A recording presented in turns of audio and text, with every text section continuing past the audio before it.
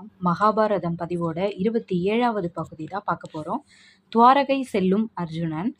அர்ஜுனன் பிராமணன் வேடம் அணிந்து காஞ்சிபுரம், திருப்பதி என பல கோவில்களுக்கு யாத்திரை செல்றாரு. கடைசியில் மதுரைக்கும் செல்றாரு. அங்கே மதுரை மன்னன் அர்ஜுனனை சில காலம் தன்னோட தங்க வைக்கிறாரு. ஒரு மாலை பொழுதுல அர்ஜுனன் தோட்டத்திற்கு செல்றாரு. அங்கே மன்னனின் மகள் தன் தோழிகளோட விளையாடி கொண்டிருக்காங்க. அர்ஜுனன் அவளை கண்டதும் அவளோட அழகுல மயங்குறாரு. அதுக்கப்புறம் தான் அர்ஜுனனுக்கு அந்த பெண் மன்னனின் மகள் சித்திராங்கதை என்பது தெரிய வந்தது. அவள் மேல் அர்ஜுனன் காதல் கொள்றாரு. சிறிது நேரம் அங்கேயே நின்று இளவரசியை பார்த்து கொண்டிருந்தார்.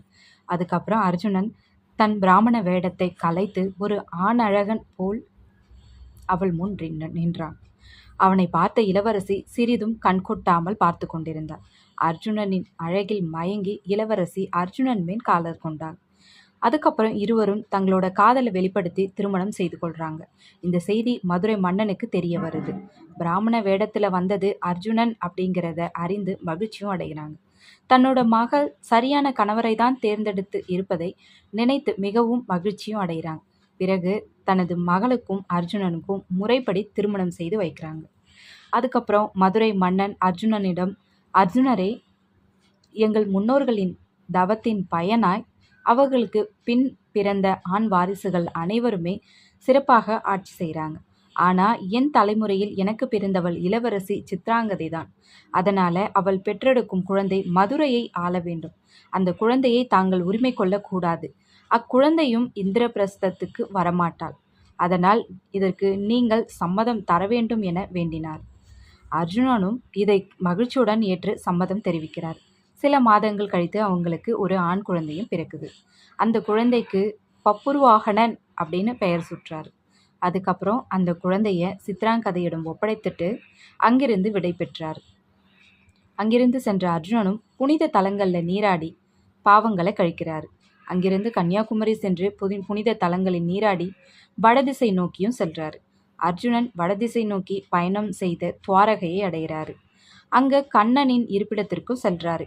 கண்ணனின் தாய் தேவகி, கண்ணனின் அண்ணன் பலராமன் மற்றும் கண்ணனிடம் ஆசி பெற்று அங்கேயும் தங்குறாரு. அங்கு கண்ணனின் சகோதரி சுபத்ரா அர்ஜுனனை கண்டு காதல் கொள்றார்.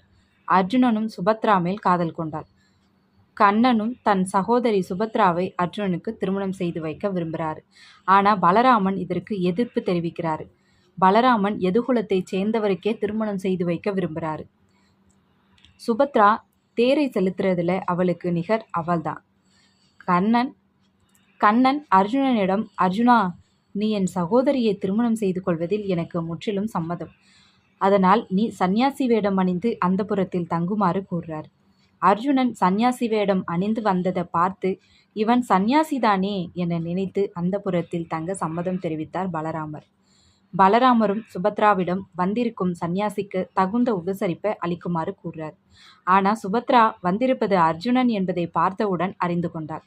பிறகு சுபத்ராவும் அர்ஜுனனுக்கு தேவையான உபசரிப்பை செய்கிறார். கண்ணன் அர்ஜுனனை பார்த்து, பார்த்திபா, நீ என் சகோதரி சுபத்ராவை இங்கிருந்து கடத்தி சென்று திருமணம் செய்து கொள். சுபத்ராவுக்கு நன்கு தேரோட்ட தெரியும். அதனால் அவள் தேரோட்டட்டும். நீ உன்னை எதிர்க்கும் வீரர்களை எதிர்த்து போரிடுவாயாக என்றார். அர்ஜுனனும் கண்ணன் கூறியது போலவே சுபத்ராவை கடத்தி சென்றார். இதை அறிந்து எதுகுலத்தவர்கள் அர்ஜுனனிடம் போரிட ஆயத்தமாயினர். பலராமர் கண்ணனிடம், அர்ஜுனனின் இந்த செய்கையினால் யாதவ குலத்தினர் பெரும் அவமானத்தை சந்தித்துள்ளார்கள். இப்பொழுது யாதவர்கள் அடுத்து மேற்கொள்ள வேண்டிய நடவடிக்கைகள் குறித்து ஆலோசனை கேட்கிறார். கண்ணனும், நீங்கள் குறிப்பிடுவது போல அர்ஜுனன் நமது குலத்திற்கு இழிவையோ அல்லது அவமானத்தையோ ஏற்படுத்தவில்லை. மாறாக நமது குலப் பெருமையை உயர்த்தி இருக்கிறான். அர்ஜுனன் சுபத்திரையை வெல்வதற்கான அனைத்து வழிகளையும் ஆராய்ந்து பார்த்த பின்பு முடிவாகத்தான் இந்த முறையை மேற்கொண்டுள்ளான். எனவே நீங்கள் இந்த திருமணம் நமது 2 குலத்திற்கும் ஏற்புடையது என்றே நான் கருதுகிறேன். இது அர்ஜுனனுக்கு கிடைத்த வெற்றி இல்லை, சுபத்திரைக்கு கிடைத்த வெற்றி. ஏனென்றால் சுபத்திரையை கவர்ந்து சென்றவன் உயர்குலத்தை சேர்ந்தவன், சிறந்த கல்விமான், மிகவும் புத்திசாலி அப்படின்னு சொல்றார்.